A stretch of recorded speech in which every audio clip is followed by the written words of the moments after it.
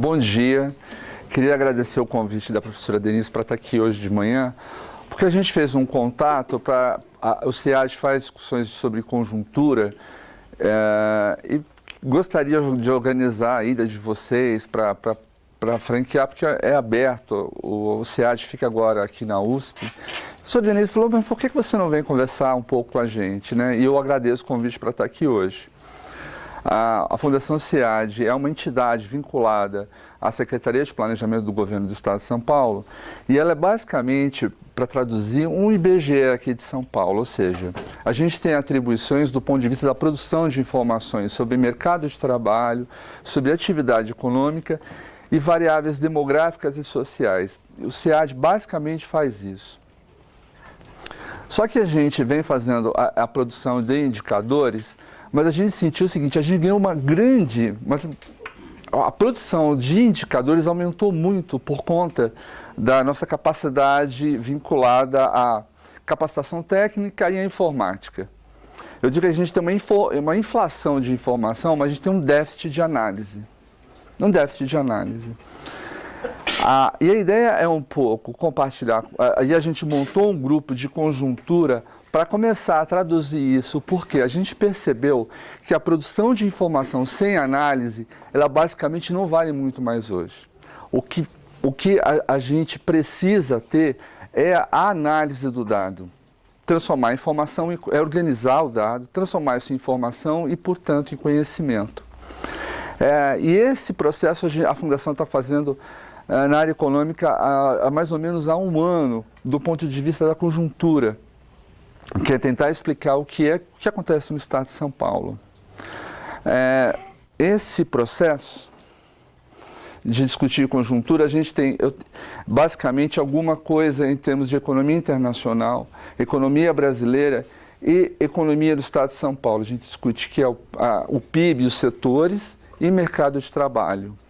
E aí uma pergunta, vocês já estudaram o mercado de trabalho?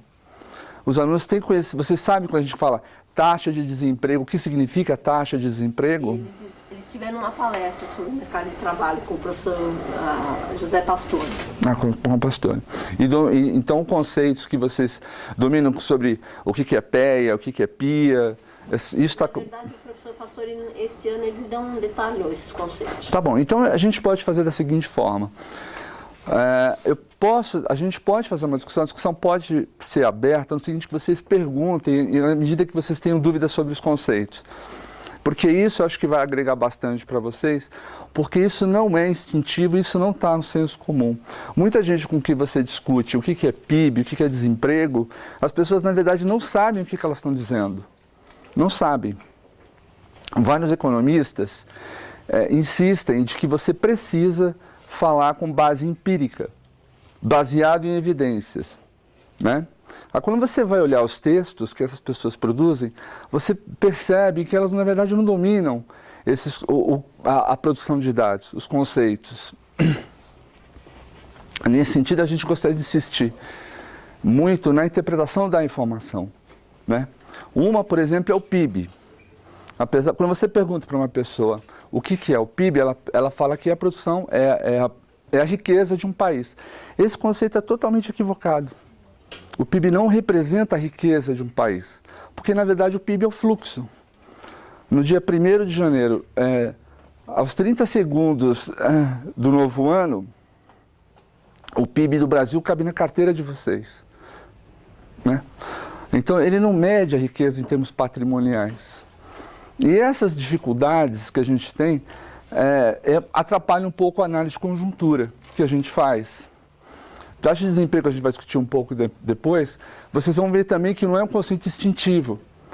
Se vocês pegarem um questionário sobre desemprego, não existe a pergunta se você está desempregado ou não. Nós não perguntamos isso para o indivíduo que é entrevistado. Tem várias perguntas no questionário, menos essa. Então eu gostaria de que a gente conversasse aqui, que fosse uma conversa aberta, porque o meu papel não é dizer como é que vocês têm que interpretar a realidade, mas passar conceitos a qual vocês possam montar suas próprias interpretações. Está claro isso? Eu vou começar falando um pouco sobre o PIB de São Paulo e a gente pode fazer uma discussão sobre a atual conjuntura. a gente está passando por um processo grave de uma crise que é inédita no Brasil, é inédita. E o Estado de São Paulo entrou nessa crise antes e a gente achava que ia sair antes, agora a gente já está em dúvida. E o primeiro indicador que a gente olha é esse indicador aqui, é o acumulado nos últimos 12 meses. Quando a gente está olhando os 12 meses, você pega 12 meses contra os últimos 12 meses. O que a gente está vendo na economia de São Paulo? Que um certo processo de despiora. O pior momento da economia de São Paulo foi em abril de 2016. E a gente começa um leve processo de despiora e chega numa queda de 2,2. O que significa? Esse dado é difícil para ele se mover, porque ele pega 12 meses contra 12 meses, você substitui em um mês. Então é um dado que se locomove muito devagar. Você não é capaz de captar por esta informação uma medida econômica como liberação do fundo de garantia para consumo. Por quê? Porque esse dado tem uma carga do passado é muito grande. Essa interpretação, ele fica muito comportado, mas qual é a desvantagem dele? Você dá um choque econômico, ele não assimila rapidamente. Então, quando a gente olha essa informação, a gente está vendo a tendência mais de longo prazo. Quando a gente olha esta informação, que é o mês contra o mês anterior, olha como o dado fica mais nervoso. Né? Hoje, a economia de São Paulo estava neurótica e aí se estabiliza. A gente achou que ela fosse estabilizar do ponto de vista positivo e ia começar a sair da crise. As pessoas sentem no bolso este indicador, porque isso é medida de curto prazo. Mas olha o que está acontecendo, 0,1, 0,5 em fevereiro, 0,8 em março e 0,8 em abril. Aí vocês podem discutir assim, mas o Brasil não está crescendo, não teve um PIB positivo no primeiro trimestre? Pois é, mas São Paulo tem uma característica importante. A gente não tem agropecuária como a gente tem no Brasil. E o peso da agropecuária em São Paulo não é idêntico ao peso do Brasil. Aí uma pergunta para vocês, quanto vocês acham que a agropecuária, cana, laranja, carne, pesa no PIB do Estado de São Paulo? Podem chutar. É mais ou menos que 10%. Menos quanto? 5%, 6%. Alguém acha que é mais? É 1,8%. 1,8%. Então, quando a gente diz assim, a agropecuária puxou o desenvolvimento de São Paulo, puxou o crescimento nesse trimestre. A pessoa que fala isso, ela não olhou o peso. Na verdade, a agropecuária não tem empuxo em São Paulo, porque o peso dela no PIB é muito pequeno. Tá? Então, vocês deram um chute ótimo, porque tem gente que chuta 20, 30. Verdade.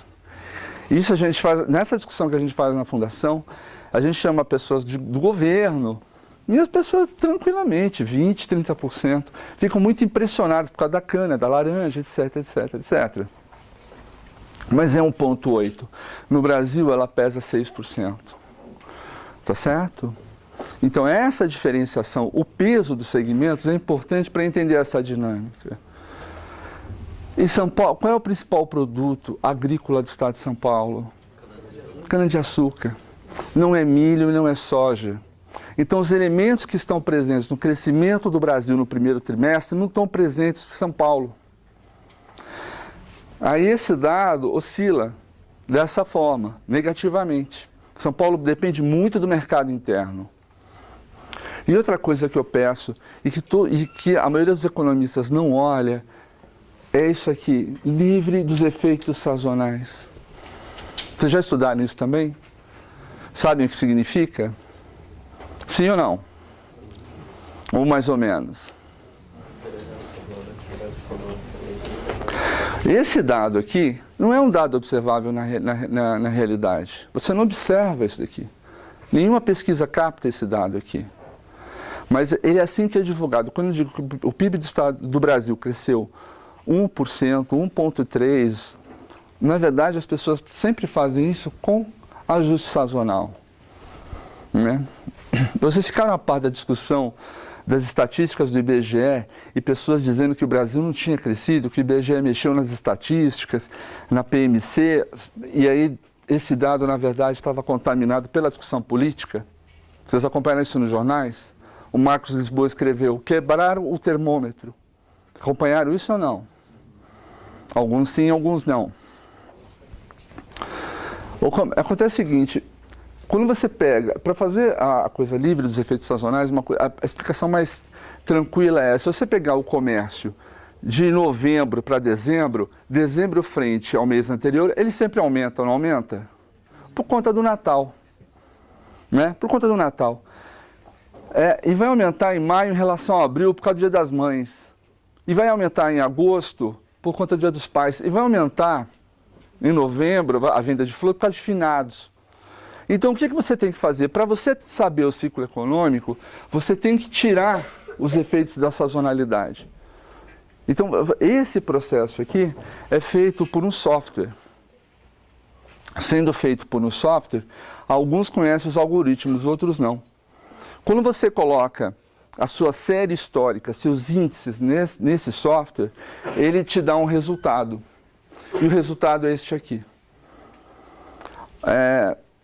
Quando o IBGE fez a PMC, que é a Pesquisa Mensal de Comércio, e a Pesquisa de Serviços, ele misturou duas séries diferentes. Ele pegou uma série que começava em 2017, baseada em uma pesquisa de 2014, onde dá a ponderação dos setores, e o restante da série, ele utilizou outro peso, que é o de 2011.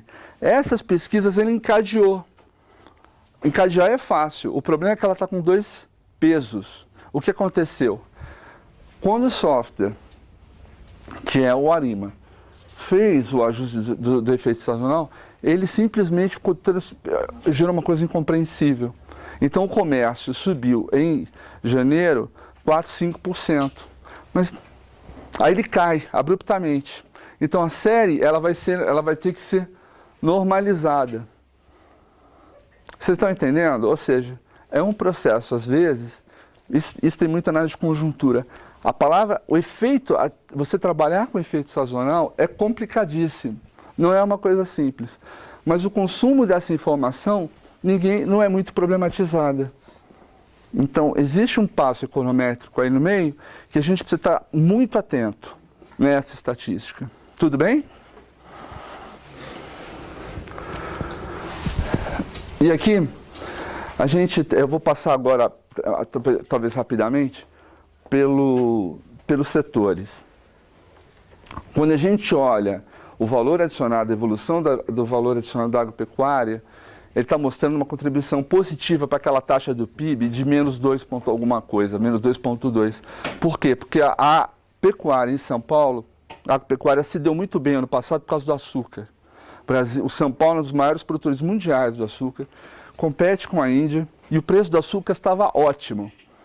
Já não acontece isso mais. Mas a contribuição, a agropecuária é o único setor dinâmico da economia paulista há um certo tempo, né? E aí eu vou mostrar para vocês depois o rebatimento disso na indústria. Quando eu venho para a indústria, esta linha aqui é de 12 meses. Você vê que o dado é comportado, né? E hoje a gente tem uma queda de 3... Em março para abril a gente teve um problema que depois a gente vai identificar qual é. Mas a indústria de São Paulo vem se recuperando. O que é a indústria aqui? Obrigado.